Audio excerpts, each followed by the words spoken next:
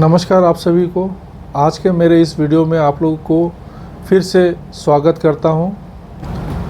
ये वीडियो भारतीय सेना द्वारा 190 पदों के लिए जो भर्ती निकाली है, ये पानाजी सेंटर के लिए है। ये जो भर्ती है ये है CSBO के लिए।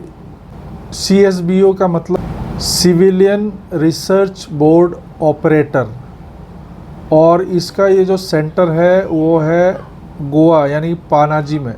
कैंडिडेट अगर इस भर्ती के लिए क्वालिफाई कर जाते हैं तो उनको सैलरी के अलावा अलाउंसेस भी मिलेंगे, और इसका जो टर्म होगा यानी कि पहले 2 साल आपको प्रोविज़न में रखा जाएगा, उसके बाद आपको पूरी तरह से एम्प्लॉयमेंट में डाल दिया जाएगा, यानी कि एब्जॉर्ब कर लिया जाएगा। इस पोस्ट को अप्लाई करने के लिए आपको ऑनलाइन के द्वारा ही फॉर्म जमा करने होंगे, और फॉर्म जमा करने की अंतिम तिथि है 5 जून 2026। तो आप लोगों से निवेदन है कि आप लोग जितनी जल्दी हो सके आप इस फॉर्म को फिलअप करके और ईमेल जो दिए गए हैं उस ईमेल में आप लोग सारे डॉक्यूमेंट्स वगैरह भेज दीजिए ताकि कोई देरी ना हो। जैसे कि मैंने आप लोगों को पहले बताया, ये जो वैकेंसी है ये भारतीय सेना द्वारा निकाली गई है। 190 सिविलियन रिसर्च बोर्ड ऑपरेटर पदों के लिए है भर्ती जो है। ये प्रोविज़न पीरियड पे होगा। ये 2 साल का प्रोविज़न है पीरियड है, और अगर इसमें आप कामयाब हो जाते हैं, आपका परफॉर्मेंस सेटिस्फैक्ट्री होता है तो आपको परमानेंट कर दिया जाएगा, एब्जॉर्ब कर लिया जाएगा।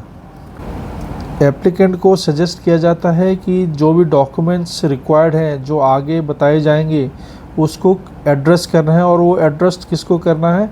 Commandant headquarter 2 signal training centre Panaji Goa. ये एड्रेस करना है उस डॉक्यूमेंट्स को। जो कैंडिडेट इस फॉर्म को भरने के लिए इच्छुक हैं वो फॉर्म भरने के बाद इस ईमेल आईडी में sunshine.rise@nic.in में भेज सकते हैं। इसकी जो अंतिम तिथि है एप्लीकेशन फॉर्म जमा करने की वो है 5 मई 2026।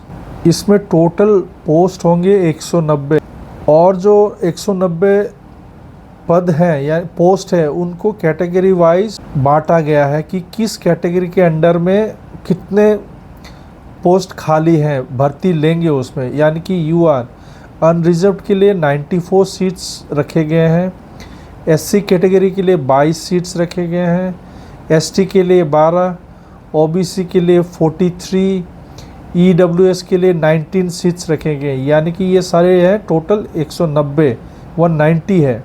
इसका जो वेतन होगा, वेतन यानी सैलरी होगा 21,750 प्रति माह, प्लस अलाउंसेस होंगे इसमें।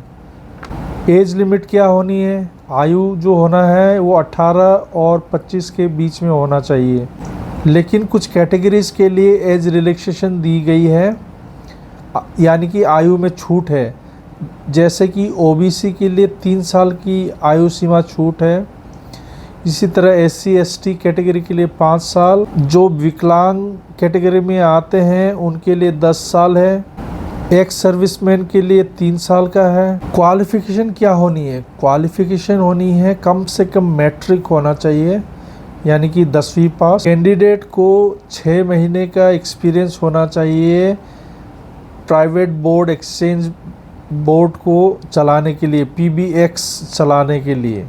कैंडिडेट को कम से कम 6 महीने का एक्सपीरियंस होना चाहिए PBX चलाने में।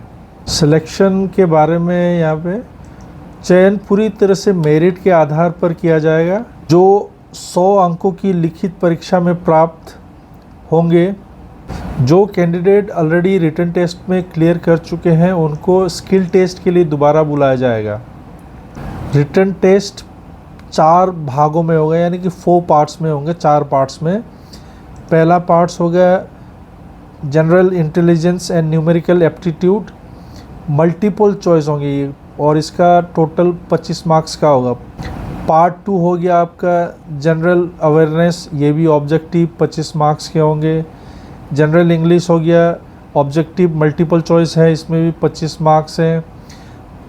और चौथा जो पार्ट है वो है लॉजिक एंड रीजनिंग, ये भी आपका मल्टीपल चॉइस होगा 25 मार्क्स के। और जो ये एग्ज़ामिनेशन होंगे ये 2 भाषाओं में होंगे, इंग्लिश और हिंदी में। कैंडिडेट्स का जो स्किल टेस्ट लिया जाएगा उसका कारण ये है कि ये चेक करने के लिए कैंडिडेट किस तरह से पीबीएक्स को हैंडल करता है, यही एक पर्पस है स्किल टेस्ट लेने का। डॉक्यूमेंट्स क्या क्या रिक्वायर्ड होंगे उसके बारे में यहाँ नीचे दिया गया है। कैंडिडेट्स को आवेदन के साथ नीचे दिए गए सभी आवश्यक दस्तावेज सेल्फ अटेस्टेड करके रख लेने हैं फॉर्म फिलअप करने से पहले। ऑनलाइन फॉर्म जमा करने के लिए आपको एप्लीकेशन के साथ साथ जो डॉक्यूमेंट आपने सेल्फ अटेस्टेड किया हुआ है उसको ईमेल में भेजना है, और ईमेल का एड्रेस है ये sunshine.rise@nic.in में। और डॉक्यूमेंट्स क्या क्या चाहिए होंगे, बर्थ सर्टिफिकेट, एजुकेशनल सर्टिफिकेट जो है मैट्रिक का, एक्सपीरियंस सर्टिफिकेट पीबीएक्स हैंडलिंग का कि आपने जो एक्सपीरियंस लिया है पीबीएक्स चलाने में 6 महीने का, उसका certificate, residential certificate, domicile certificate, Aadhaar card, PAN card optional है, अगर आधार कार्ड है तो पैन कार्ड की ज़रूरत नहीं है। कुछ सर्टिफिकेट होंगे जो फॉर्म्स आपको नीचे दिए गए हैं, नीचे अटैच किया हुआ है एंड में, उसके मुताबिक आपको भर के वो भी रख लेने हैं और जमा करने हैं। अगर आप गवर्नमेंट एम्प्लॉय हैं, सरकारी जॉब है आपका, तो आपको वहाँ से एनओसी लेनी पड़ेगी। कैंडिडेट्स को ये भी बताया जा रहा है कि आप इसका जो आप डॉक्यूमेंट अटेस्ट करके दे रहे हैं, इन सारे डॉक्यूमेंट्स के ओरिजिनल आपको दिखाने होंगे एग्ज़ामिनेशन के वक्त। फॉर्म को कैसा फिल करना है यहाँ पे बहुत ही सरल तरीके से बताया गया है।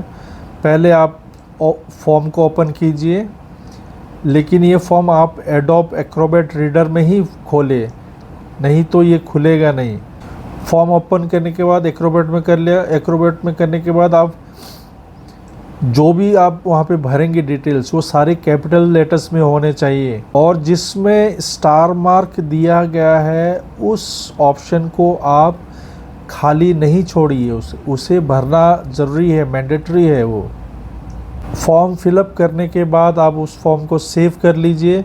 सेव कैसे करें, सेव करने के लिए जो नाम देंगे उसमें पहले आप लिखिए CSBO, उसके बाद आपका पूरा नाम, और अंत में ये PDF में सेव कर दीजिए, जैसा कि यहाँ पे लिखा है CSBO, उसके बाद अंडरस्कोर राजेश नाम आएगा यहाँ पे, और वो PDF में कन्वर्ट करके उसको सेव कर लीजिएगा।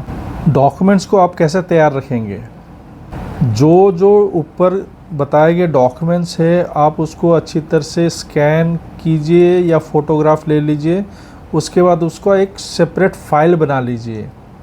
जैसे कि डॉक्यूमेंट्स है आधार कार्ड, 10वीं कक्षा के marksheet, caste certificate, experience certificate, discharge certificate, passport photos, ये सारे।